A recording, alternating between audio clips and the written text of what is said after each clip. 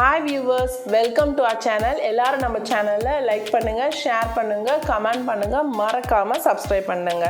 So இன்றைக்கி என்ன நம்ம வீடியோவில் பார்க்க போகிறோன்னா, நான் வந்து உங்களுக்கு எங்களுக்கு ரொம்ப பிடிச்சமான ஒரு டிஷ் என்ன டிஷ்ஷுன்னு பார்த்தீங்கன்னா மார்னிங் பிரேக்ஃபாஸ்ட்டு பருப்படையை பற்றி தான் நான் உங்ககிட்ட ஷேர் பண்ண போகிறேன். என்னென்னு பார்த்தீங்கன்னா பருப்படைன்னு சொல்கிறோம். அது வந்து தோசை, அதாவது அடை தோசை வந்து ரொம்ப ரொம்ப ஹெல்த்துக்கு ரொம்ப நல்லதுங்க. ஏன்னா நிறைய பருப்பு நம்ம அதில் போட்டு அரைச்சி சுடுறோம். ப்ளஸ் நம்ம வந்து அதில் வந்து எப்பவுமே முருங்கைக்கீரை அந்த மாதிரி எல்லாம் ஆட் பண்ணி கூட நம்ம செஞ்சால் ரொம்ப நல்லது உடம்புக்கு. ஸோ இந்த அடை வந்து எப்படி செய்யணும்னு நிறைய பேருக்கு தெரியும். ஆனால் வந்து சிலருக்கும் அது தெரியாது, பேச்சுலர்ஸ்க்கு தெரியாது, இல்லைனா வந்து நியூலி மேரிட் கப்புள்ஸ் சில பேர்லாம் வந்து காலேஜஸ் முடித்தோடனே கல்யாணம் ஆகி வந்திருப்பாங்க. ஸோ அவங்களுக்கும் தெரியாது. ஒவ்வொருத்தர் ஒவ்வொரு அடமாவை அவங்கவுங்க ஸ்டைலுக்கு செய்வாங்க. ஸோ எங்கள் நாங்கள் எப்படி எங்கள் ஸ்டைல் பண்ணுறோன்றதை நான் உங்ககிட்ட ஷேர் பண்ணுறேன். உங்களுக்கு பிடிச்சிருந்தா நீங்களும் இதை ட்ரை பண்ணுங்கள். ஏன்னா கிட்ஸுக்கு இது வந்து ஹெல்த்தின்றதுனால நான் கண்டிப்பாக இந்த அடை செய்கிறத நான் ரொம்ப விருப்பப்பட்டு செய்வேன். வீக்லி ஒன்ஸ் கண்டிப்பாக செய்வேன். ஸோ நீங்களும் அதை ட்ரை பண்ணி பாருங்கள். ஸோ வாங்க, இப்போ நான் வந்து எப்படி நான் அடை பண்ணுறேன்றதை நான் உங்களுக்கு கொடுக்குறேன், அதை ஷேர் பண்ணுறேன், நீங்கள் பாருங்கள். ப்ளஸ் நம்ம கிட்ஸையும் நம்ம எப்படி அதை சாப்பிட வைக்க போகிறோன்றதையும் கண்டிப்பாக வாட்ச் பண்ணுங்கள் இந்த வீடியோவில். ஓகே வீவர்ஸ், நம்ம போய் அடை எப்படி பண்ணுறோன்றதை பார்க்கலாம். இப்போது இதை வந்து தாலும் ரைஸும் நான் சோக் பண்ணி வச்சுருக்கேன். ஸோ கூட வந்து தேங்காய் போட்டு அரைக்க போகிறோம். கூட வந்து காஞ்ச மிளகா ஒரு 4 பீஸ் போட்டு நம்ம இதோட சேர்த்து அரைக்க போகிறோம். அப்படி உங்களுக்கு தேவைப்பட்டுச்சுன்னா இதில் வந்து கொஞ்சம் நீங்கள் காரத்துக்கு சில்லி பவுடர் வேணால் அரைச்சதுக்கப்புறமா கூட சேர்த்துக்கலாம். ஸோ இப்போ முதல்ல இது 3த்தையும் சேர்த்து நம்ம அரைச்சிட்டோன்னா அதுக்கப்புறம் நான் என்னென்ன ஆட் பண்ணுன்றதை நான் உங்களுக்கு திரும்ப சொல்கிறேன். ஸோ வாங்க, இப்போ ஃபஸ்ட்டு டக்குன்னு ஒரு வாட்டி அரைச்சிடலாம். இப்போது மாவு அரைச்சிட்டு வந்து வச்சுருக்கோம். இந்த மாவில் கொஞ்சோண்டு சால்ட் ஆட் பண்ணிக்கிறோம். சால்ட் வந்து உங்களுக்கு எவ்வளோ தேவைப்படுதோ அவ்வளோ போட்டுக்கோங்க. அப்புறம் கூட டேஸ்ட் பண்ணி போட்டுக்கலாம். ஸோ சால்ட்டை போட்டு நல்லா மிக்ஸ் பண்ணிவிட்டு அதுக்கப்புறமா பெருங்காய பொடி போடலாம். பெருங்காய பொடி வந்து கொஞ்சம் தால்லாம் நிறைய சேர்ந்துருக்கிறதுனால பெருங்காய பொடி போட்டிங்கன்னா நல்லா வாசனையாக இருக்கும் அடை. ஸோ ஏற்கனவே நம்ம காஞ்ச மிளகா போட்டு தான் அரைச்சிருக்கோம். இருந்தாலும் இந்த பொடி சில்லி பவுடர் கொஞ்சம் ஆட் பண்ணிக்கிட்டிங்கன்னா கொஞ்சம் காரம் கொஞ்சம் இருக்கும். ஸோ நான் அதனால் சில்லி பவுடர் கொஞ்சம் ஆட் பண்ணிக்கிறேன். மிக்ஸ் பண்ணி விட்ருங்க நல்லா. சில்லி பவுடர் போட்டுட்டு சில்லி போட்டு நல்லா மிக்ஸ் பண்ணிவிட்டு நெக்ஸ்ட்டு என்ன பண்ண போகிறோன்னா, பசங்க வந்து மோஸ்ட்லி முருங்கைக்கீரைலாம் நம்ம செப்ரேட்டாக சாப்பிட மாட்டாங்க. ஸோ அதனால் நம்ம முருங்கைக்கீரையும் இதில் ஆட் பண்ண போகிறோம். பாருங்கள், முருங்கைக்கீரை.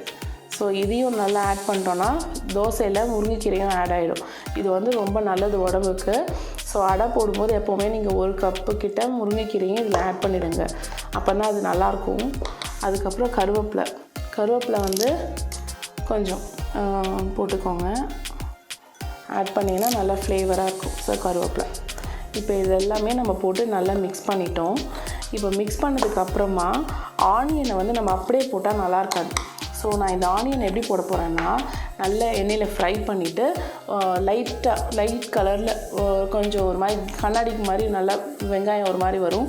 அந்த டைமில் அதை அப்படியே எடுத்து நம்ம இந்த மாவில் போட போகிறோம். ஸோ வாங்க, நம்ம இப்போ எண்ணெயில் வதக்கிட்டு ஆனியன் இதில் ஆட் பண்ணிக்கலாம். இப்போ வந்து நம்ம வந்து ஆயில் ஊற்ற போகிறோம். கொஞ்சோண்டு ஆயில் ஊற்றிட்டு அதுக்கப்புறமா ஆனியனை போட்டு இதில் வதக்க போகிறோம்.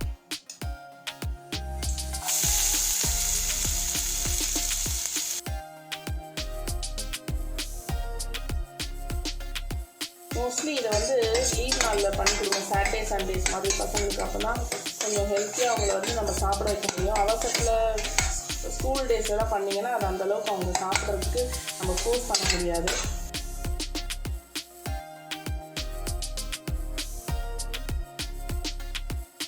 இதை எடுத்து இதில் கொட்டிடலாம்.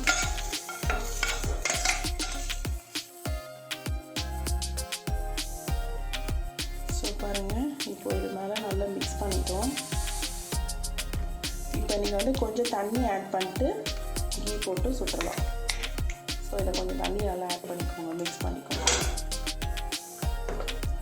தண்ணி மிக்ஸ் பண்ணால் தான் கொஞ்சம் நல்லா மெல்லிஸாக நம்ம தோசை மாதிரி வரும். ஸோ அதனால் கொஞ்சம் தண்ணி ஆட் பண்ணிக்கோங்க.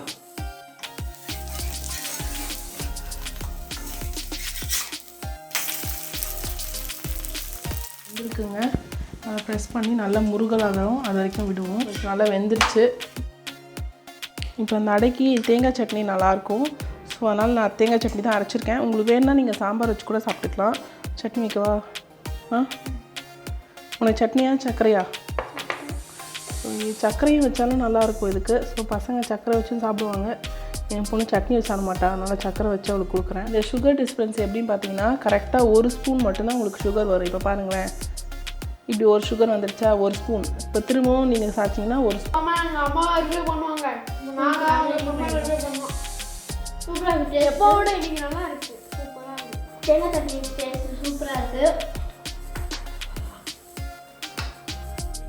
இவங்க உடம்புக்கு போகிறது ரொம்ப நல்லதுங்க. ரெகுலராக நம்ம முருங்கைக்கீரை பொரியல் பண்ணி கொடுக்கணும். பட் பொரியல் வந்து இவங்க ரொம்ப சாப்பிட மாட்டாங்க, அதனால் நான் எப்போவாது ஒரு அடி தான் செய்வேன். ஆனால் அடை மட்டும் வீக்லி ஒன்ஸ் செஞ்சுருவேன். நீங்களும் அந்த மாதிரி ட்ரை பண்ணி பாருங்கள். சட்னி வச்சாலும் நல்லா தான் இருக்கும். ஆனால் இவங்களுக்கு வந்து ஒரு தோசை அடை வச்சு சாப்பிட்டாங்க, சக்கரை வச்சு சாப்பிட்டாங்கன்னா ஒரு அடை வந்து அவங்களுக்கு சட்னி வச்சு சாப்பிட்டா தான் திருப்தியாக இருக்கும். அதனால் நானும் சரி ஒன்றும் சொல்கிறது இல்லை, விட்டுருவேன். சுகர் வச்சு சாப்பிட்டாலும் ஓகே தான், எப்படியோ நீங்கள் வந்து அடையை உள்ளே தள்ளனா சரி அப்படின்ற மாதிரி. மோஸ்ட்லி இதை வந்து வீக்கெண்ட்ஸில் கொடுங்க, சாட்டர்டே சண்டேஸோ அந்த மாதிரி. அப்போ தான் இவங்க ஒழுங்காக சாப்பிடுவாங்க. மார்னிங்கில் வந்து நம்ம ஸ்கூலுக்கு போகும்போது செஞ்சோன்னா அந்தளவுக்கு இவங்க போகிற அவசரத்தில் ஒரு ஹாஃப் அந்த மாதிரி சாப்பிட்டு ஓடிடுவாங்க. நம்ம சாட்டர்டே சண்டேன்னும் போது ஃபோர்ஸ் பண்ணி ஒரு 2 அடையை நம்ம கொடுக்க முடியும் அவங்களுக்கு. மோஸ்ட்லி நீங்கள் வந்து சாட்டர்டே சண்டேஸில் மட்டும் இந்த மெனுவை பிளான் பண்ணிக்கோங்க. உங்களுக்கும் ஈஸியாக இருக்கும். நைட் வந்து வீக்கெண்டில் படுத்துட்டு காலைல எழுந்திரிச்சோமா இதை ஒரு பக்கம் கிரைண்டரில் அரைச்சிட்டு ஒரு ½ அன் ஹவருக்குள்ளே இது சட்னி பண்ணி இதையும் பண்ணி அதை ஈஸியாக பண்ணிடலாம். ஸோ வீக்கெண்ட்ஸில் ட்ரை பண்ணி பாருங்கள். ஓகே வியூவர்ஸ், தேங்க்ஸ் ஃபார் வாட்சிங் திஸ் வீடியோ. நான் நெக்ஸ்ட் வீடியோவில் உங்களை மீட் பண்ணுறேன். தேங்க்யூ, பாய்.